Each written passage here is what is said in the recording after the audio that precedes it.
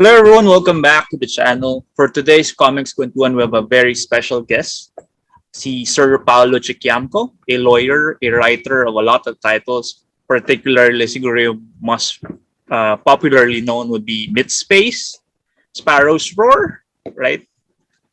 Muros, um, editor of anthologies then of yung Quintillion, a magazine, it's a magazine, and Alternative Alamat, speculative fiction. Yes. Ayan. Founding one of the founding members of Salimbal. Yes. Yeah.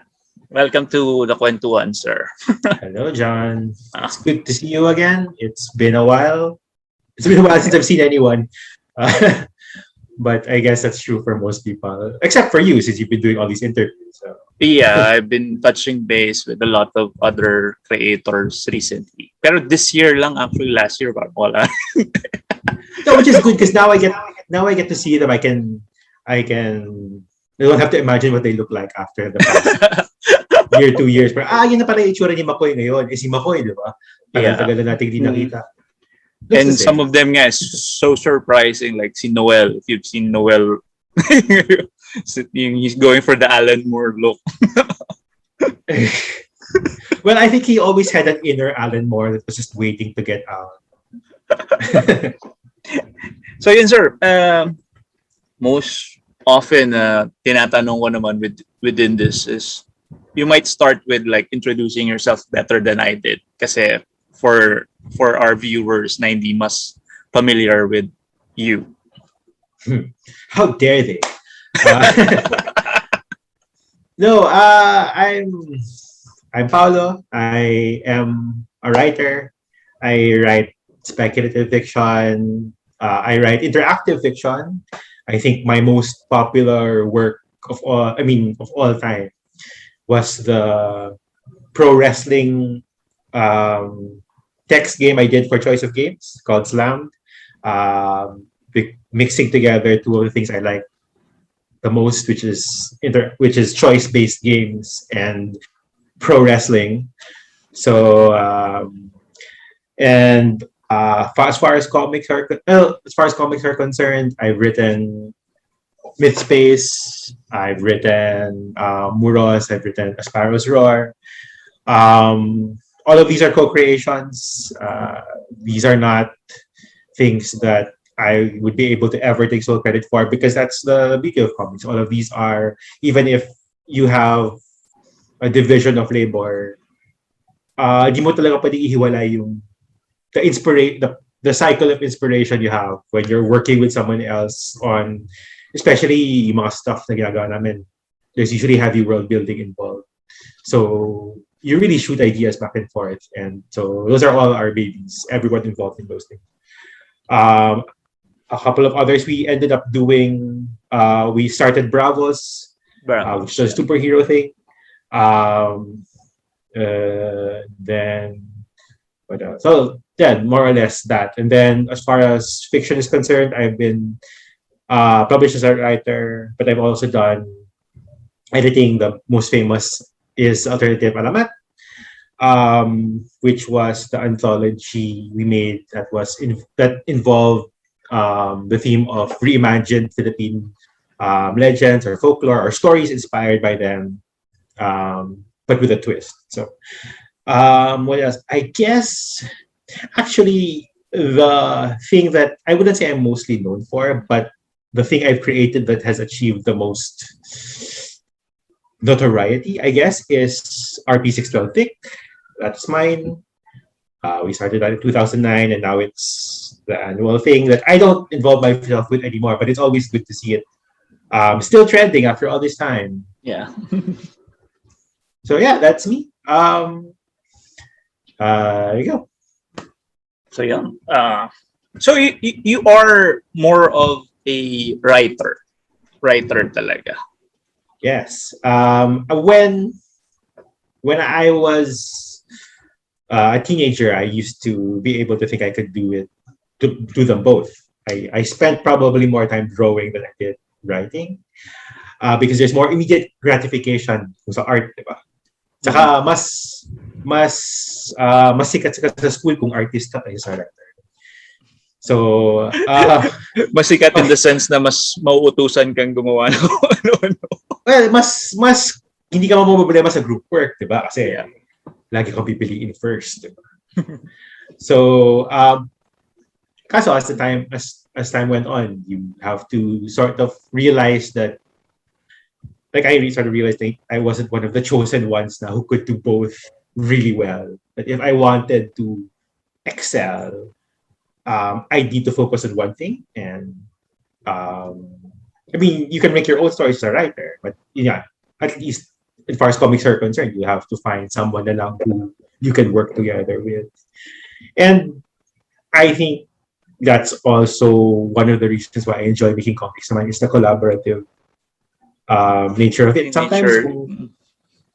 kung mag-isa ka lang with your work, like especially if it's a really long project, like most of my interactive fiction projects, ang haba nun kasi gagawa ka ng multiple paths.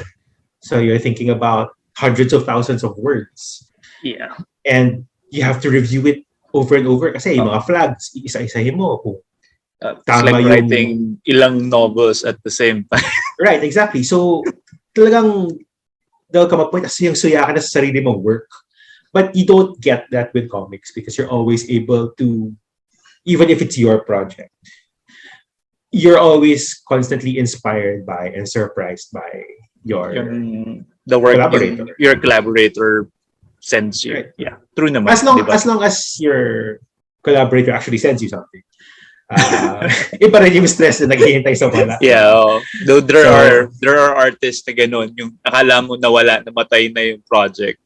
Pero he was like banking lang pala. yung mahirap lang rin kasi doon, especially nung yung mga pag first time lang kayo magkatrabaho, ang raming artist medyo shy. Ako, abogado ako, di ba? So, I really have to try not to come along too strong. Mm-hmm. Yeah. So, at least, I mean, ngayon, sina Borg, sina Tina, sanay na sila sa akin. Usually, sila pa nga yung naghahabol minsan. But, I mean, it's that's one of the things that we have, that I've always had to navigate when I'm dealing with someone new is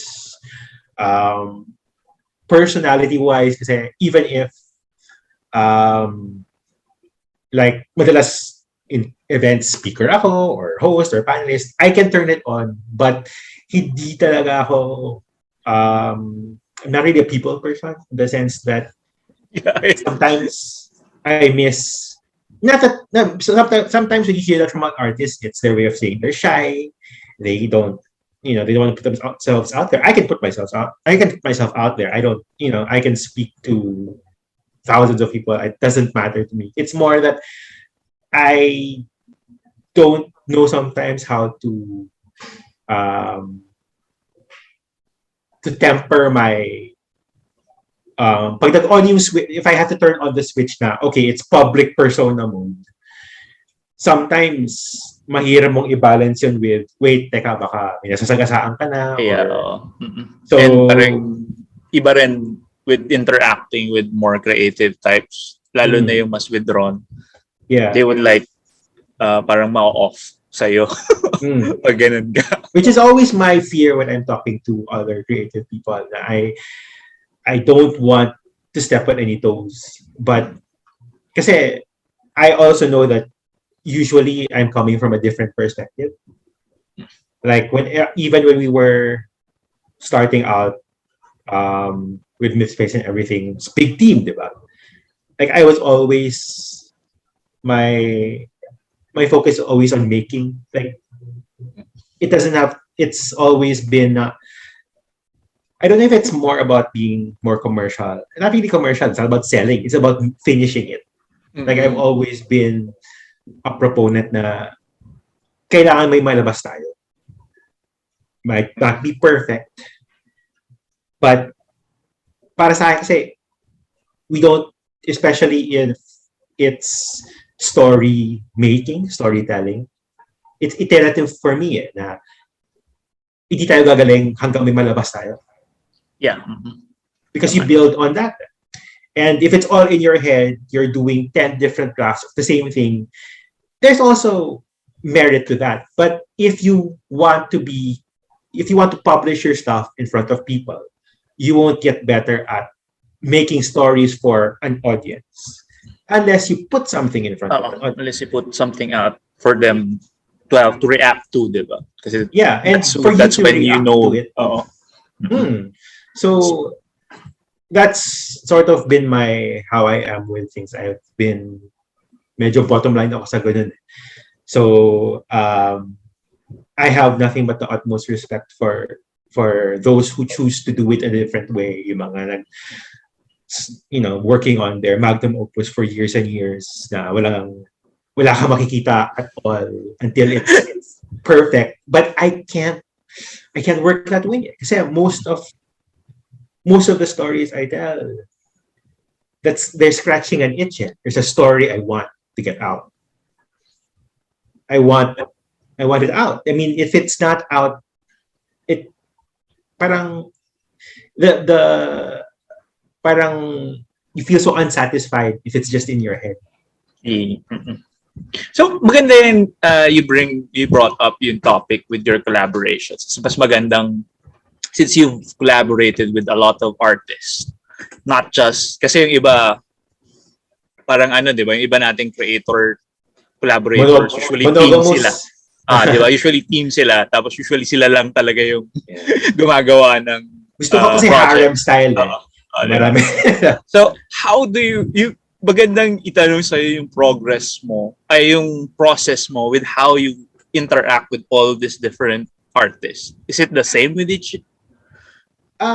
It's different for each, but I think the thing with MythSpace kasi was that it's sort of a cheat in the sense that I didn't gather them together from different places and assembled like this super team of. It was they were those who came to me. What happened was I'll tell the story and then just so that it's I think I don't know if I've ever told it before. I mean I've told it before but not in a recorded conversation. Basically what happened was I used to when Rocket Coupler was my website. Right? It was when I was still updating it regularly. I used to do comics reviews.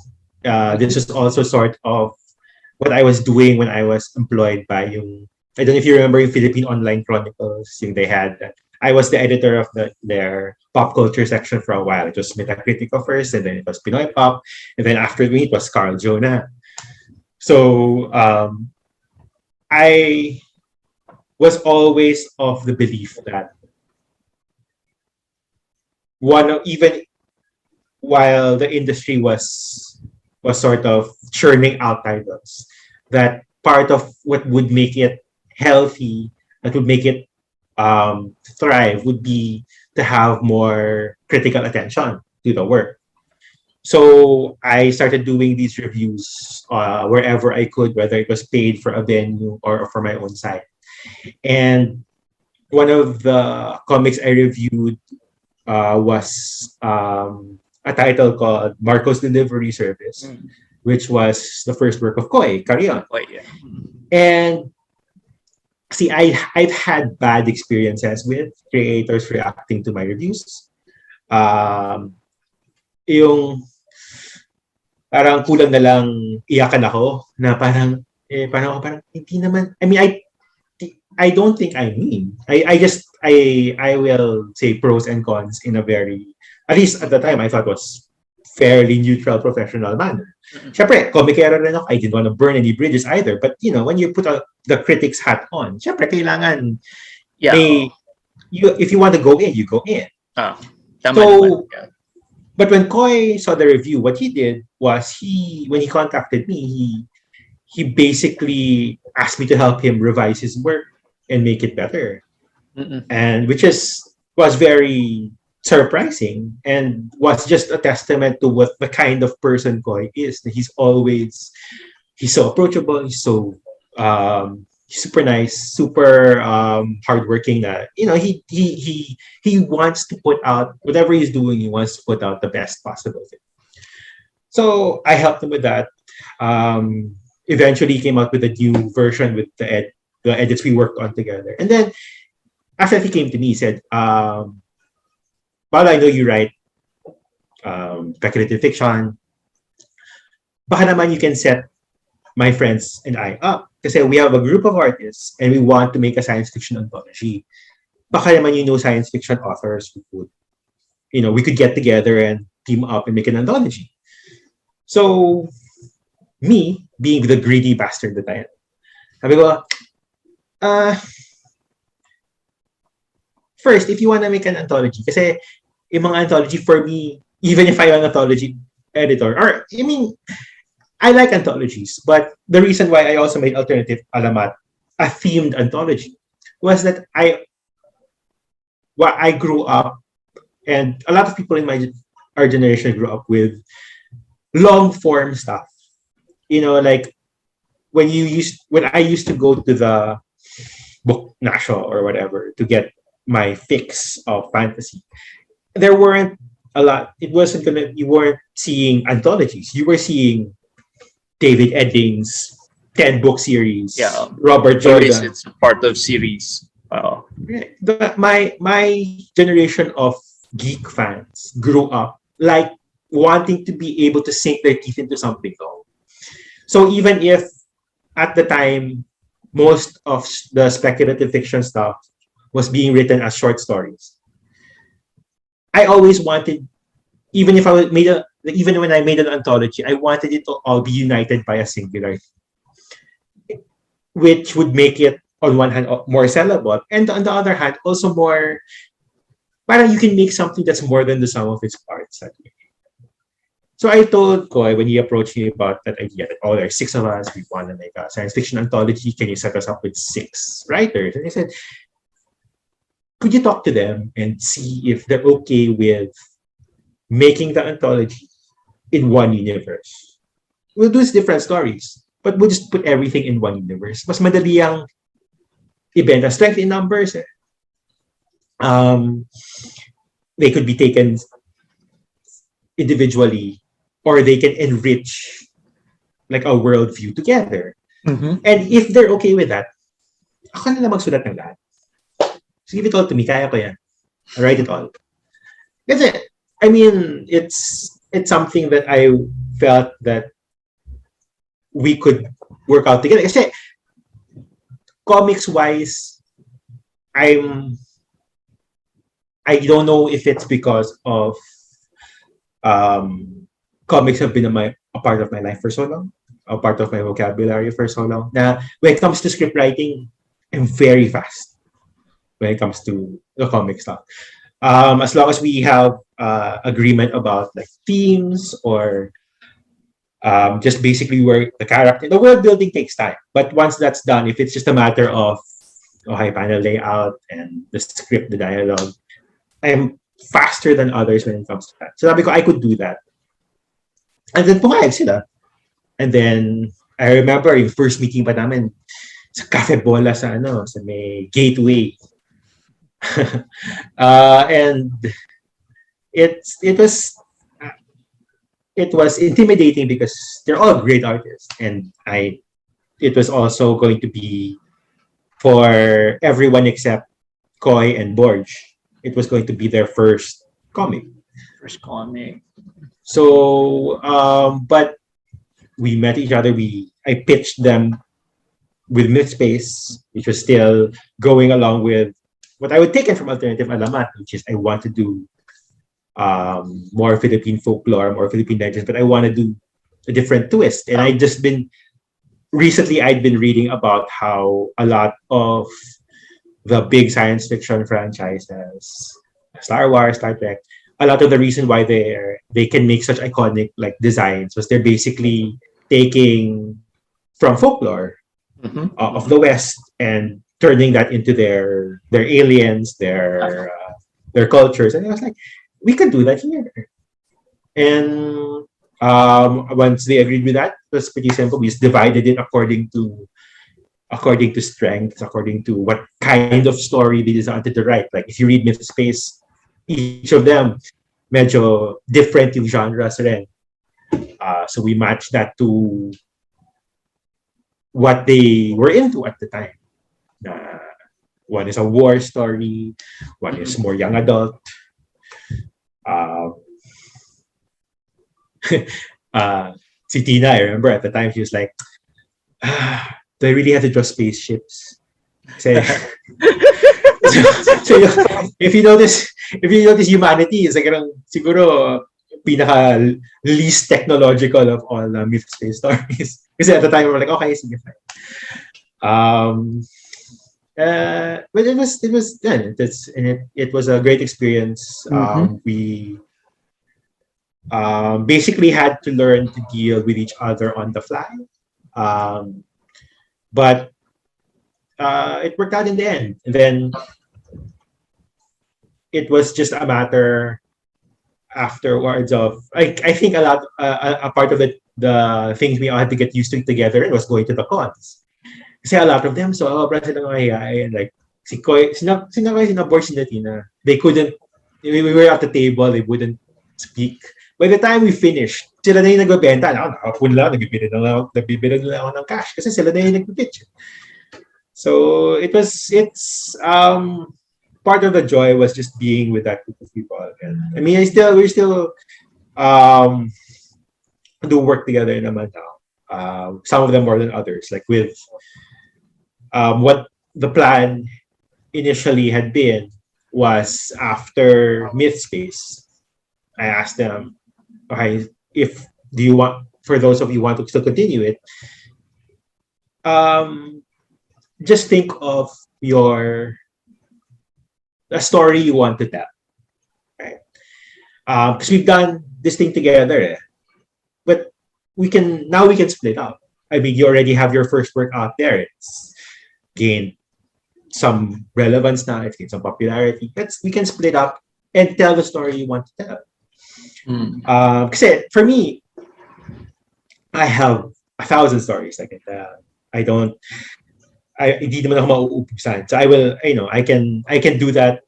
I can ask them to help me with that at some other point. But I wanted for each of them, their second project to be something that was close to their hearts. That's where you came out with the ones that we've done so far are Muros and Sparrow. So particularly with Sparrow's Row, that was Tina's baby for a long time. That was her concept? Yeah, that was her.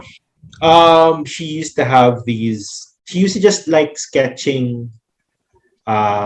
She calls them ladies in functional armor. Oh, okay. So basically, she had a Tumblr and she'd have these sketches of just women in full plate armor, looking badass and not sexualized.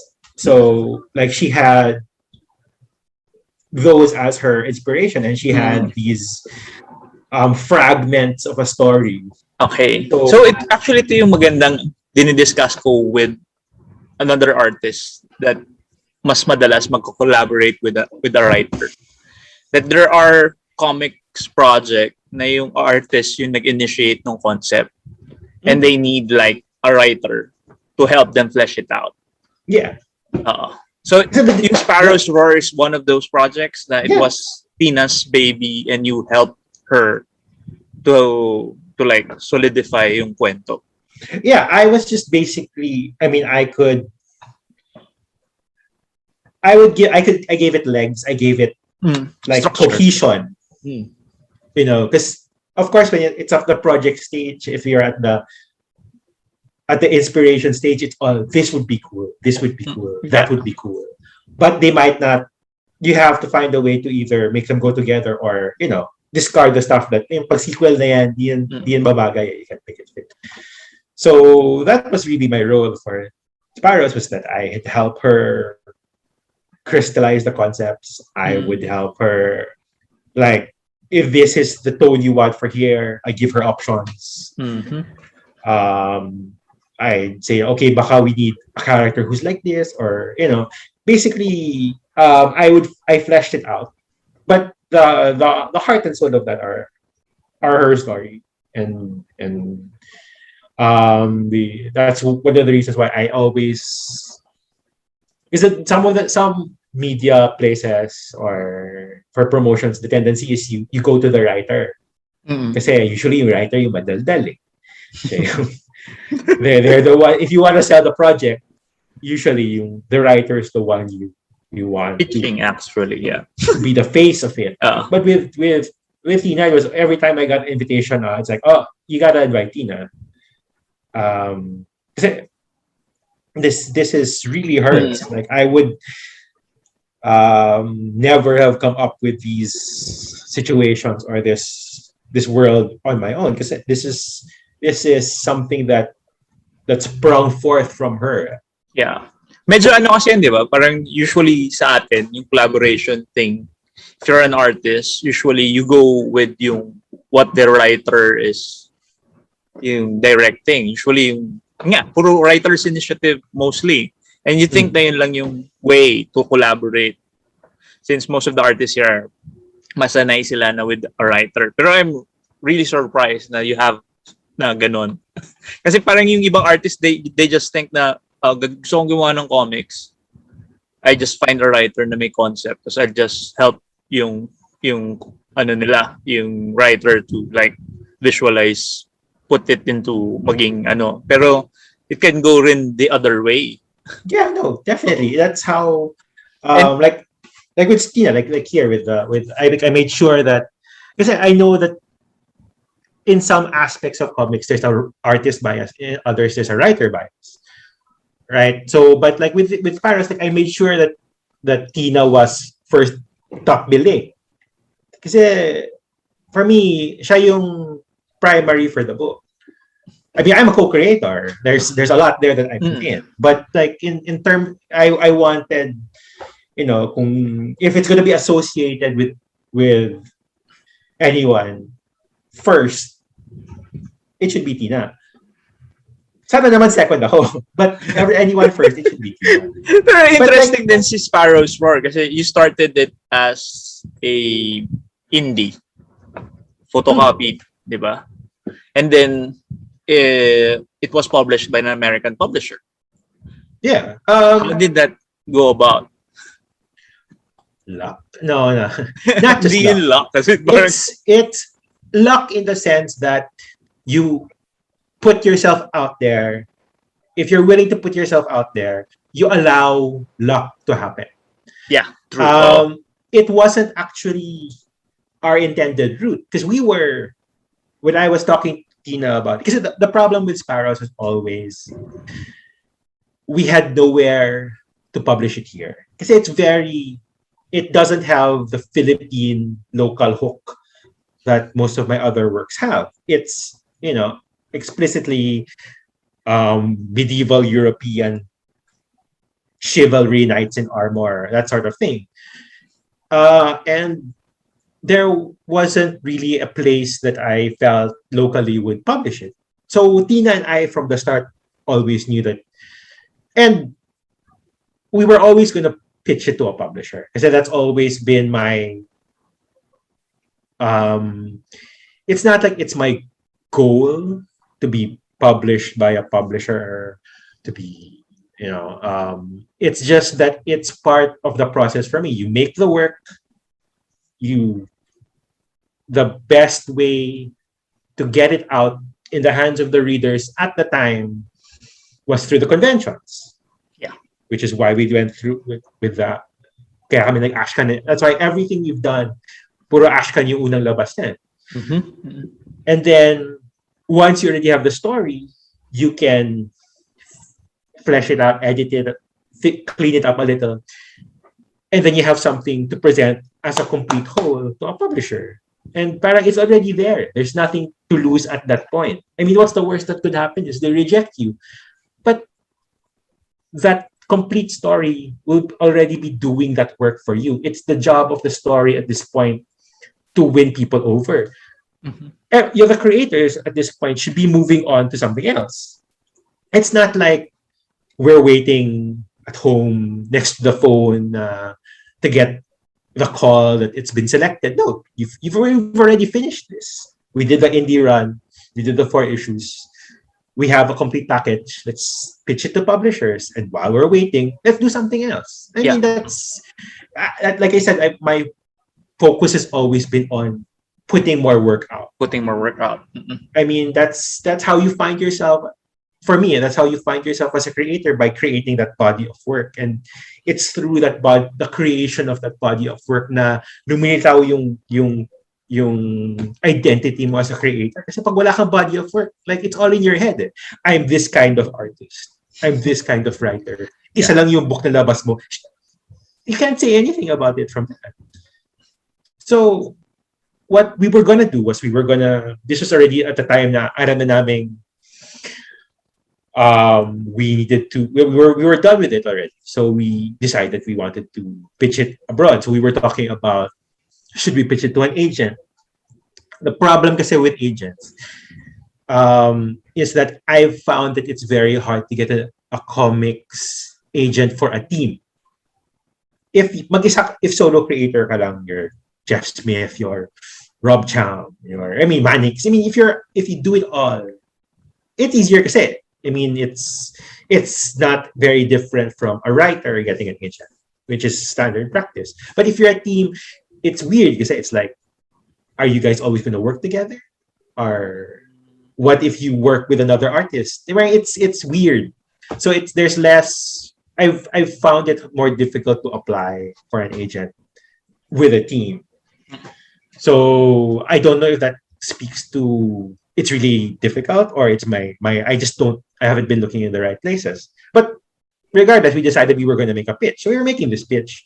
And we were making it. I was like, Tina, diba, you've been doing cover work for Western publishers. Yeah, I've been doing work for Boom. Padala mo na lang kaya sa you know people there, so we might as well tell them, hey, I finished a graphic novel. You guys want to take a look?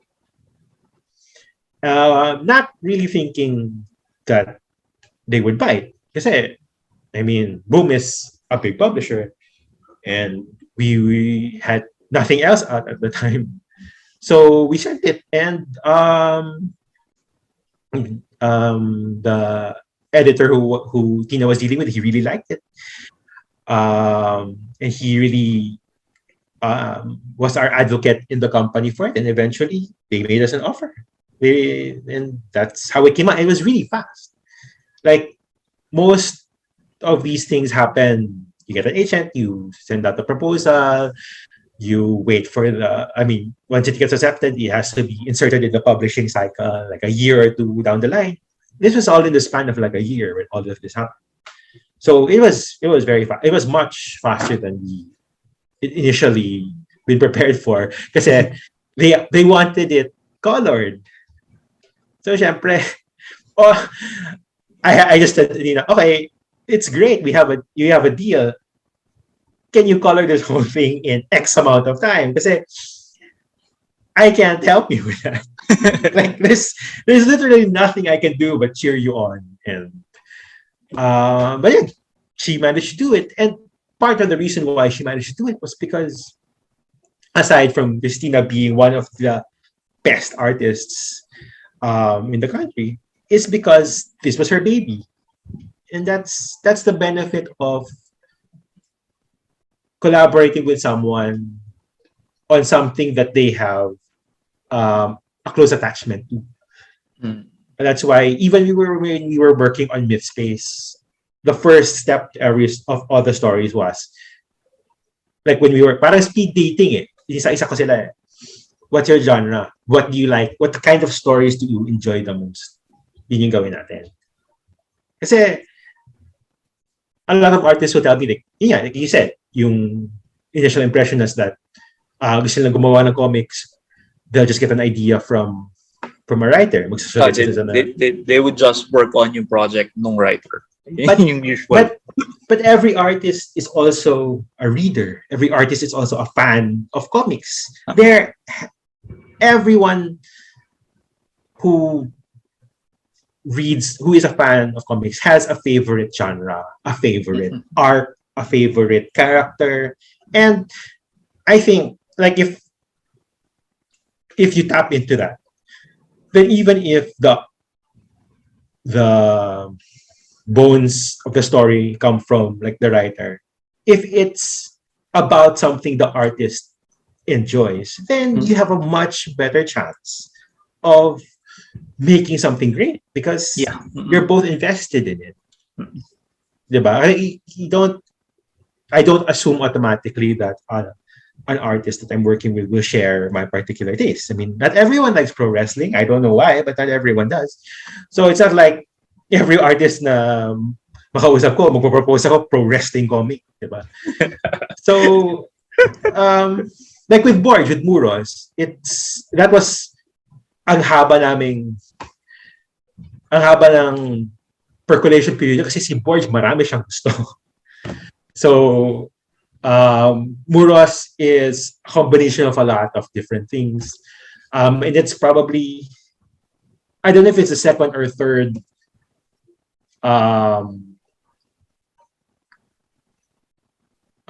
story or world that we ended up with. We have others that are just in my story files that we work on, and eventually we're just like, parang wag na lang to. So, Pero yung MythSpace, ang pinakagusto ko with MythSpace is like for a new creator, di ba? Like if you're teaching someone or you're helping someone to do comics, usually yung unang project that they would want to do is parang sobrang epic na yung epic scale na kwento. And what I like about MythSpace was it's yung way that you could do an epic scale na kwento in tidbits kasi you did like you said you did yung per story per illustrator, and it's a small story that gives a peek sa bigger picture nung world na ginawa nyo. And yun yung parang lagi ko sinasabi with somebody na coming to me na gagawa sila ng ganitong epic.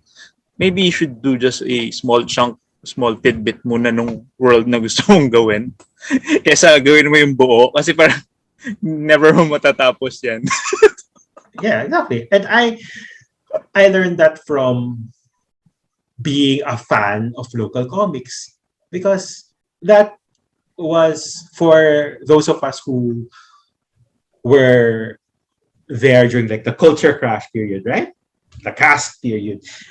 The earliest Comic Cons I don't know if I was at the first, but if it wasn't the first, I was in one of the earliest ones. I would go to the bahay ng alumni ones. Kasi when you started, 2005, di ba? 2005, yes. I was in I remember that we would go there and like yung in 2000, I mean, we would really go through and buy what we could, and then the next Comic Con we go back and they were not there anymore. Yeah. Like either they'd fallen by the wayside or it was the same issue, and I was like, So nakakabitin. And it's something that, especially because a lot of the power of comics comes from the serial nature. So that's what we were used to with the to be continued. But the implicit commitment you make in a serial medium is that the next part comes out. If it doesn't, sobrang like why it breaks the connection you have with the reader in a way. Now, why would they invest in buying something from you in the future, or even caring, because if it's not going to be finished, like if you have like a lot of dangling titles that you started and you never really finished, right. Because the next convention you have a new title again and hanapin sa'yo yung so it's like, at least like with MythSpace, it was structured in such a way that if one of them wasn't able to, but wala, biglang nag-ayaw na lang, you know, the project would live on. The other individual stories, yung mga artists na nakatapos ng story nila, they would not be that adversely affected by the one that left off. And that's, I think, again, if my focus is on creating like a body of work, Yeah, your body of work. Mm-mm. then you have to be able to make plan out na this. I have to. I can't bite off more than I can chew. Kasi this is my building block. Eh. It's got to be solid. It's got to be self-contained so that I can build on it with other things. Kasi kung half-baked brick yan, edi baka gumuho yung buong structure. It would be foundation for your future work. Not just Right. not just of that concept, but any work that you would be doing forward. Right. And it's like, I mean, you don't, a lot of the, I guess, a lot of the, one of the dark temptations, I guess. No, I mean, it's like one of the bad but common frames of mind of an artist is that they only have one story inside them. That this is the story you grew up thinking about, haunting. It's been haunting your every waking moment. This is your magnum opus. If once you put it out, feeling mo pwede ka nang mamatay. Kasi the reason you were put on earth was to make this story.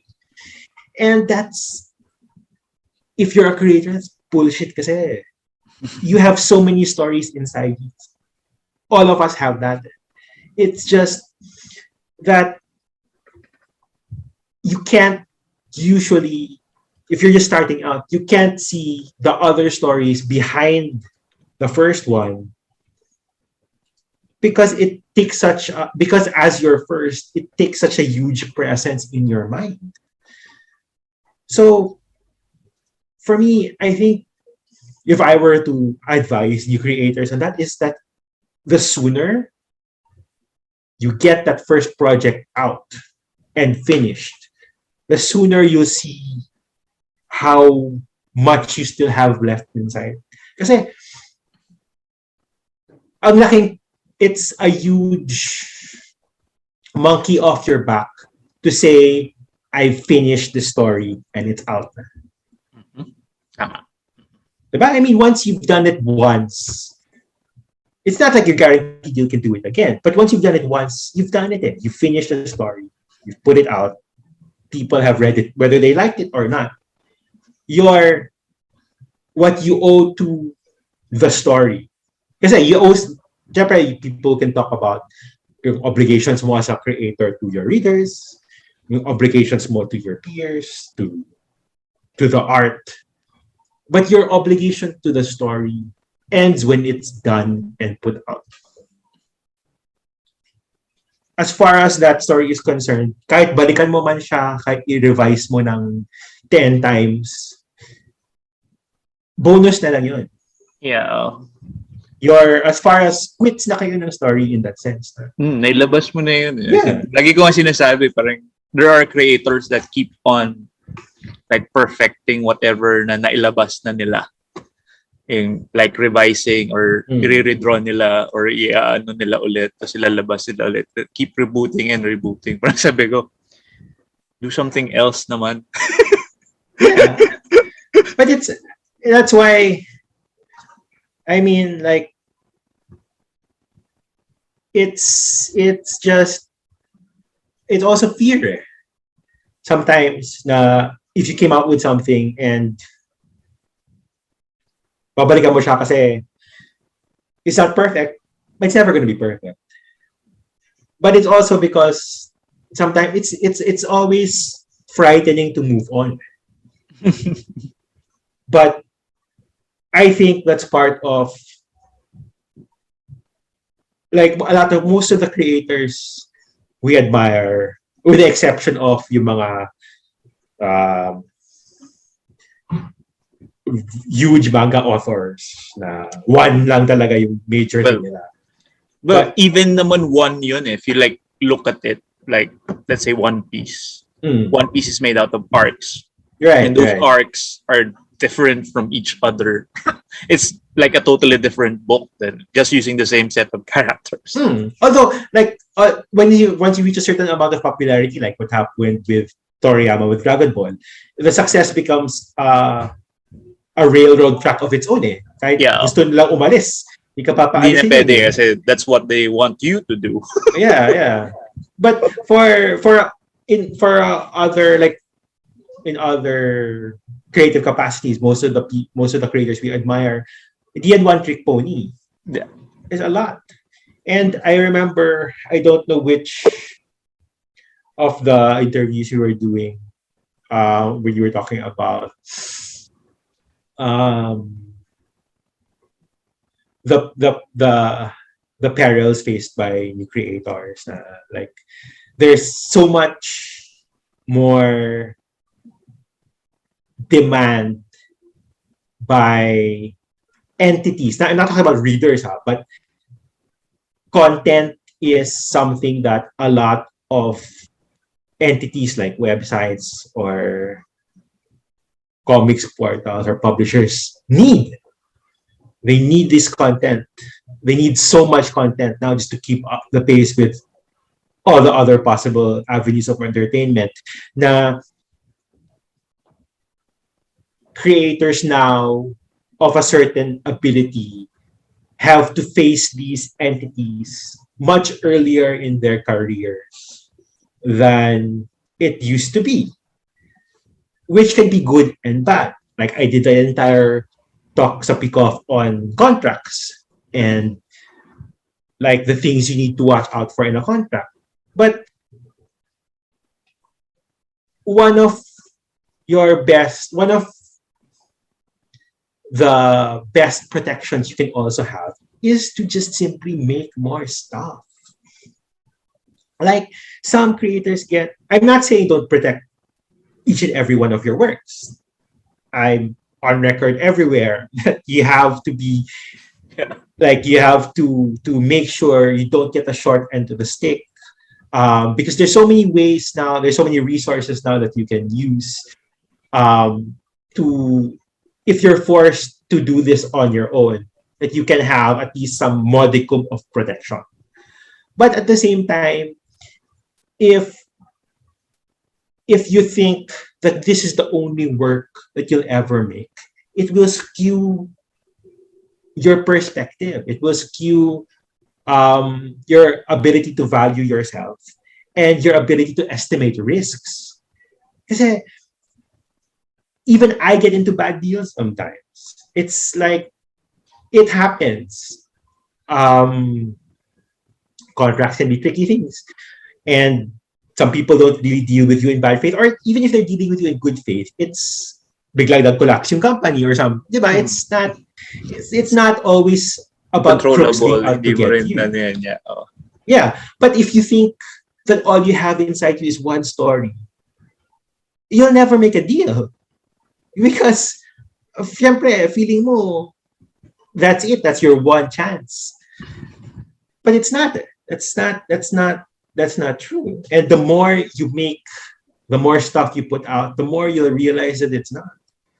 And that will give you the freedom to more correctly assess, okay, like I've done work for hire. I've done creator-owned stuff. The work for hire stuff that I've done, it's not that I put less effort into it, but I knew that if I used an idea there, it's not that I'd never be able to come up with an idea that's as equally good, right? Yeah. Which is the fear of some people. I mean, if you think that you only have one story, then you won't be able to do that sort of work because you feel like inaagawan mo yung creator-owned stuff mo, yung sarili mo. Yes. to do work that's just for money, and parang that's a prison of its own. And I think that the more creators put out, the less likely they are to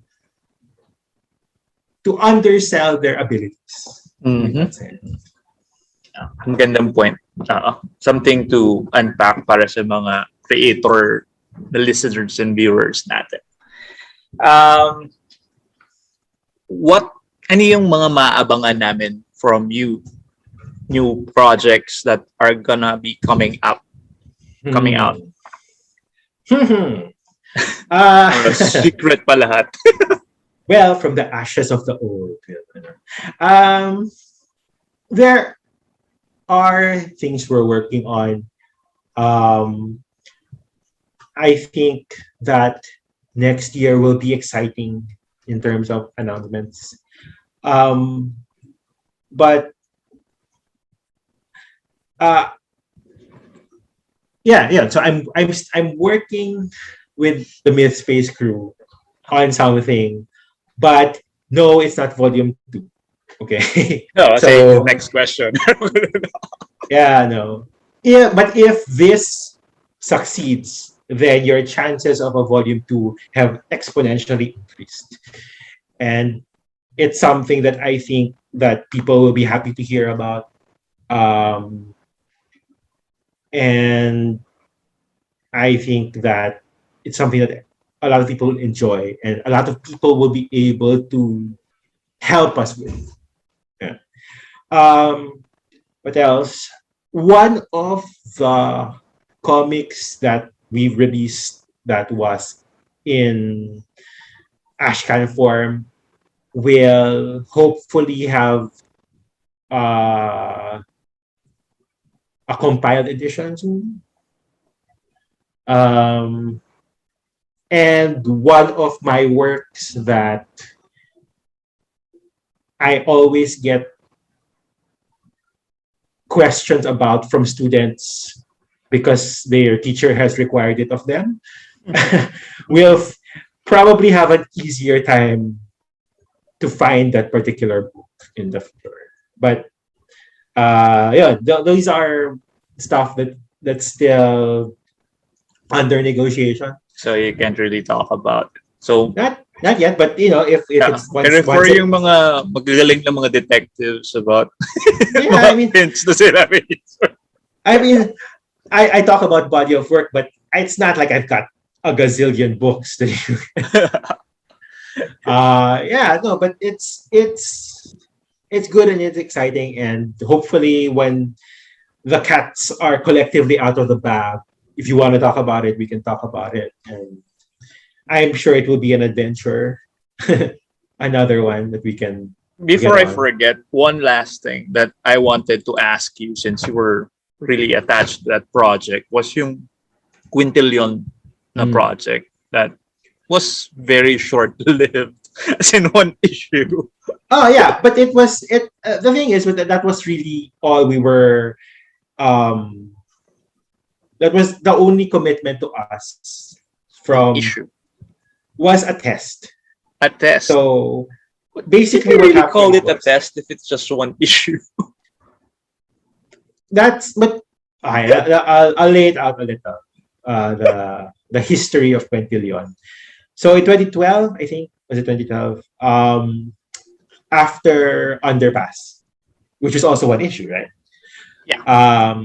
Budget came to me that he wants to pitch something to Summit because he still believed that there was a market for like a comics magazine style thing. And he'd been to the United Kingdom and seen this magazine by um, I think it was Mark Millar, Clint. Clint was the magazine. Something. It was a sort of comics magazine. Mhm. And when he was looking at it, he felt that it had a lot of similarities with the kind of content I was running on Rocket Capra at the time. So he wanted to basically transpose it into magazine form and add comics to it and pitch it to Summit. And Summit, at the time, you have to really hand it off to, you really have to hand it to them. They were always willing to invest in local creators. But the caveat is what they were looking for a surefire hit out of the gate. Their job was in their eyes because they have. I mean, it was the magazine industry at the time. The magazine industry was sobrang lakas, diba? I mean, not anymore. But they had all those magazines, GQ Esquire, all of that. And all of those magazines were basically, there is a niche, there is a market for this particular type of content. This magazine is aimed squarely at that content, and it makes us this amount of money. So they were looking to fund projects that would sort of test the waters to see where there was already an existing market that would gobble up this content. So that's why we were allowed a test issue, because that's how their job was not, and they were clear naman with us. So we didn't have any, it's not like the rug was pulled under us or anything. Like they all, like sina Liza Goku may always tell us straight na their job was not to create a market. Their job was not, they were not looking to develop a market, even if it was something that would in the future would prove lucrative. They were just looking for existing markets that they did not yet have content for. So that was when, what we pitched Kwentuhan for was we pitched it for the young adult market. The young adult, this was the time of, what was it? This is after Harry Potter, but when it was Harry Potter, a lot of places, yung mga hindi in tune with books, they could still dismiss it as a one-time thing. But by this point, you already had Kay Riordan, Lightning Thief and all that, and yung contemporaneous ng Kwentuhan was I think the second or third book of Hunger Games. So the young adult market was, they couldn't ignore it. And when we pitched us, there's nothing specifically catering to young adult readers. I mean, you have, the teen magazines, but that's like fashion and stuff. It's not about young adult readers specifically. And we felt that we would be able to get those readers with a mixture of, we had informational articles, we had comics, we had a prose story, I had a nonfiction piece there about Philippine magic. And it was something that I believe still would have space, is an underserved market now. But again, it's not a market that was already there. I mean, there's no, like if you say something cosplay, there's a cosplay convention. There are hubs already. But if it's like young adult readers, even until this day, parang wala pa masyadong, like, at least that I know of, like some sort of unified, this is a site where they all go to, this is a convention they all go to. There's nothing like that.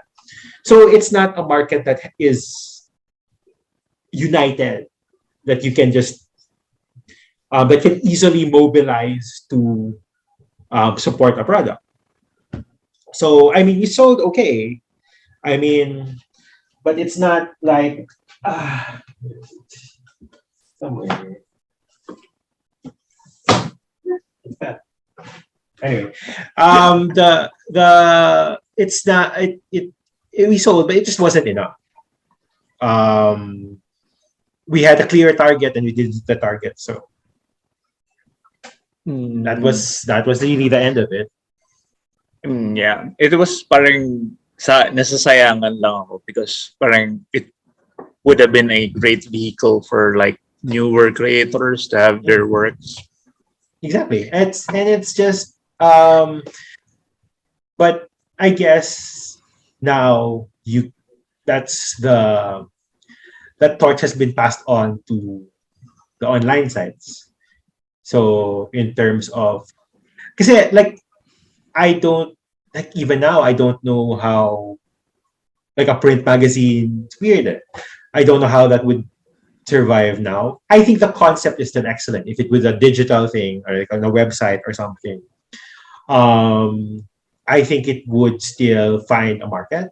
But again, it would require a backer that was interested in developing a market rather than just exploiting an existing one. And I don't know if a lot of people have that kind of cash, right, lying around.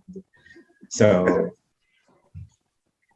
but yeah, that's it. I mean, it was something we want that we felt was needed and could play important role in the industry. I still think there's a place for it now, but yeah, those kinds of things. I mean, the advantage of Quintillion was like it would be like a magazine. So I mean, the paychecks were steady. The compensation that the creators would get, we made sure was much higher than what the going rates were for at least local stuff. But it's it's a shame, and it's one of the things that it's one of my, I guess it doesn't, I don't, I can still be proud of the work while still calling it, while still admitting that it was something that failed.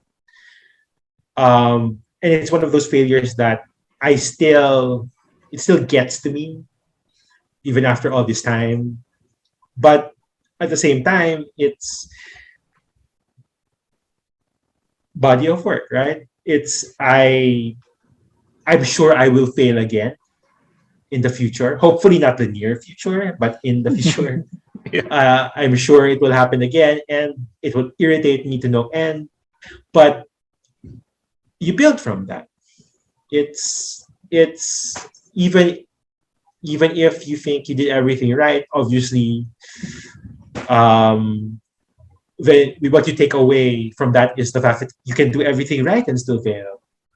That's just that's just life. I remember one of the because our target was, I think we would have hit it if we were able to push through with, we were supposed to have this young adult readers convention at the big national in Galleria. If you remember the two-floor national Yeah, yeah. and the top floor, The right? top floor.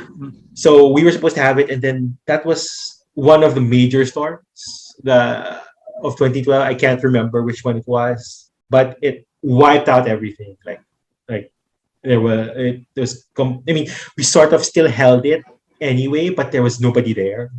Yeah, yeah, So the storm. that was a death knell. So like it's just one of those things that even if you did everything you could, storms will happen, shit will happen, but at least we made an issue. Yeah, it was just one, but if ever we or somebody else wants to make something like it, they have something to show around. Because when we were pitching this, we had nothing to show. Budget and I had to sort of like get a hodgepodge of the examples. It's like Shonen Jump, but it's also like my website, but it's also look at these indie comics that we'll put inside. There was nothing to show. There was no prototype. At least now there's a prototype. I mean, if people can get their hands on it, there's a prototype that, because we were able to make that one issue exists. Sometimes fulfillment or success can be as simple as that. We set out to do the work. The work was done. For better or worse, here it is. Yeah? And whether we build on that or somebody else comes along later on and builds on that, we were part of whatever comes after. Yeah. So yeah. Final words na lang. You've given a lot of advice na during ditong ating usapan. So Yeah, one I can't final keep my mouth advice. shut. One final advice for those who would want to try their hand at making comics.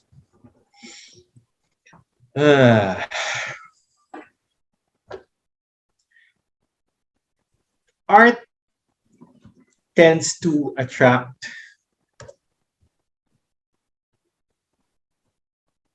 certain kinds of gatekeeping about people insisting that this way or that way is the only way to do art, or the only valid way, or the only authentic way. Especially with everything being online and being so readily accessible to both good and bad comments or feedback. And I think, like, if I were a creator starting out now, it would be something that I would be very scared of. But at the same time, I mean, I keep coming back to the idea of making things and building from that. And it's because those external factors, debates about style, debates about themes, or problematic issues, they're always going to be there. But that's something that you learn to deal with by doing your work and putting it out there and taking what comes. I mean, we all have different tolerance levels. And I don't think that someone who is in a mental space where they can't deal with that kind of public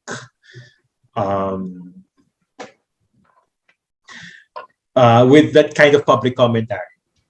I don't know if publishing stuff would be for you. There are ways to insulate yourself from that, and if you can, for your mental health, you do it. But like the work, if you want to be,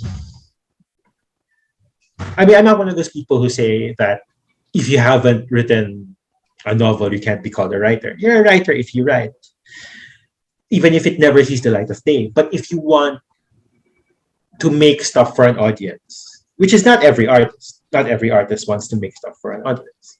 But if you want to be making stuff for an audience, then you have to make stuff for an audience. You have to put it in front of them. And if it gets torn to shreds, or if it gets more praise than you're prepared for, it doesn't matter.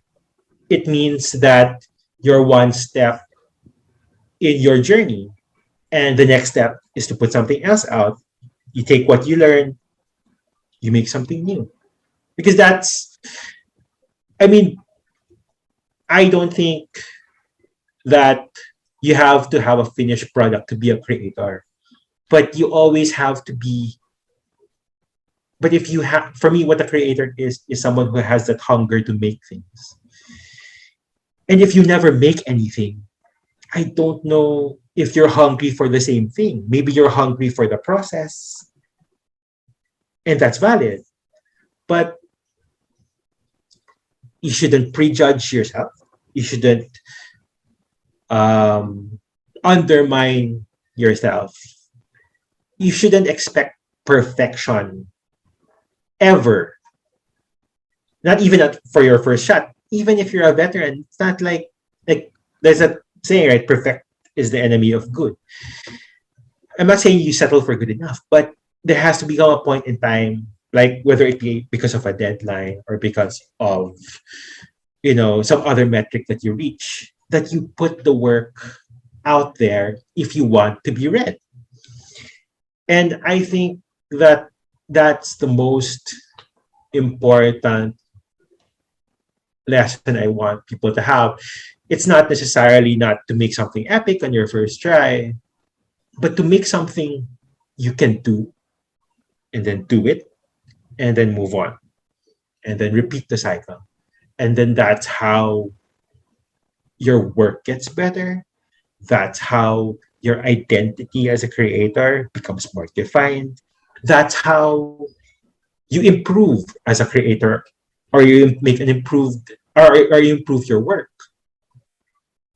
by stepping on the backs of your successes and your failures. And that's the way we survive. That's the way we feed that hunger inside us to make a new world, to make a new story, to breathe life into something that was not there before. If you're a creator, create. That's it. And you. Thank you, sir. Where can they follow you? Social, sir? Yeah, I probably, if I'm anywhere, I'm not, I usually do social media in spurts, but you can find me primarily on Twitter at Anitero, Anitero. And there, the Facebook pages and the like might come to life next year. I don't know. Maybe maybe Rocket Capra also. But for now, the safest bet is to find me on Twitter. Thank you, Sir Paolo. Thank you Thanks, to all John. our viewers, our listeners. Please do leave a like, share this video to your friends, share this to anyone who is interested with local Filipino comics. Support our local Filipino creators, support our local Filipino titles. Subscribe to the channel if you wish. Pero kung ayaw nyo naman, okay lang din. I drop conversations with our comics personalities every 4 p.m. every day. And stay safe, stay at home. See you guys sa mga susunod na videos. Bye guys!